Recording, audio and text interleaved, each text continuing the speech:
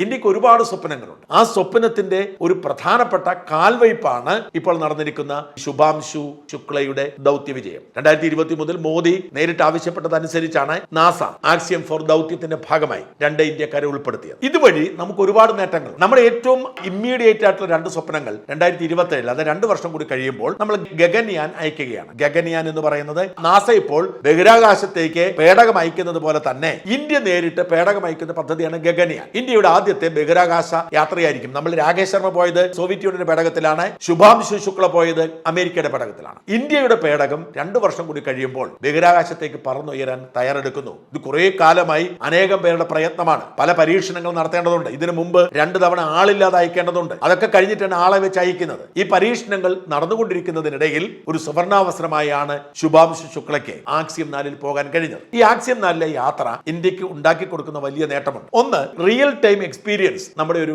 സഞ്ചാരിക്ക് ഉണ്ടായിരിക്കുന്നു. ഈ 2 പേരും ഇന്ത്യയുടെ ആദ്യത്തെ ബഹിരാകാശ യാത്രയിൽ ഉണ്ടാവും. അപ്പൊ അവർക്ക് റിയൽ ടൈം എക്സ്പീരിയൻസ് കിട്ടി. ഒന്ന്, അമേരിക്കയിൽ വലിയ പരിശീലനം കിട്ടി. ഏറ്റവും പ്രധാനപ്പെട്ട നേട്ടം അതാണ്. ഏതാണ്ട് 10 മാസമാണ് ഇവർ 2നെയും അമേരിക്ക പരിശീലിപ്പിച്ചത്, നാസ പരിശീലിപ്പിച്ചത്. എല്ലാ തരത്തിലുള്ള പരിശീലനവും, എങ്ങനെയാണ് ബഹിരാകാശത്ത് ജീവിക്കേണ്ടത്, പ്രത്യേകതകൾ, എല്ലാ പരിശീലനവും കൊടുത്തു. ശരീരത്തെ പരുവപ്പെടുത്തിയെടുത്തു. 2, ഈ നാസയിലെ ഈ ദൗത്യത്തിൽ ഏർപ്പെട്ടിരിക്കുന്ന എല്ലാ ശാസ്ത്രജ്ഞന്മാരുമായി നിരന്തരം ഇടപെട്ടു. അവരുമായി ആശയവിനിമയം നടത്തി, സംവാദങ്ങൾ നടത്തി, അവരുടെ പരീക്ഷണത്തിന്റെ ഭാഗമായി. അങ്ങനെ വലിയ ഒരു ട്രെയിനിങ് അല്ലെങ്കിൽ വലിയൊരു അവസരം, നമുക്ക് ഒരു വലിയ അറിവ് നമുക്ക് പകർന്നു കിട്ടിയിരിക്കുന്നു. ഇനി ആകാശത്തേക്ക് ചെന്ന ശുഭാംശു ആദ്യമായി ഒരു ഇന്റർനാഷണൽ സ്പേസ് സ്റ്റേഷൻ കണ്ടു. നമ്മളിങ്ങനെ പറയുന്നതല്ലേ ഉള്ളൂ. നമുക്ക് ഗവേഷണം നടത്തുന്നുണ്ട്, നമുക്ക് വിദഗ്ധന്മാരുണ്ട്, സാങ്കേതിക വിദ്യയുണ്ട്, സ്പേസ് സ്റ്റേഷൻ ഉണ്ടാക്കാൻ നമ്മൾ ശ്രമിക്കുന്നു. പക്ഷെ നമ്മളൊരു സ്പേസ് സ്റ്റേഷൻ കണ്ടിട്ടില്ല. നമുക്ക് അമേരിക്കയ്ക്ക് സ്പേസ് സ്റ്റേഷൻ ഉണ്ടെന്ന് അറിയാം, അന്താരാഷ്ട്ര സ്പേസ് സ്റ്റേഷൻ നമുക്ക് സ്ഥാപിക്കാൻ ആഗ്രഹമുണ്ട്. പക്ഷെ നമ്മൾ സ്പേസിലേക്കുള്ള യാത്ര പോലും സ്വന്തമായി നടത്തിയിട്ടില്ല. 84 നടത്തിയ രാകേഷ് ശർമ്മയാണ് ഇപ്പോഴും നമുക്ക് റിയൽ ടൈം ഉപദേശം നൽകുന്നത്. അപ്പോൾ നമ്മൾ റിയൽ ടൈം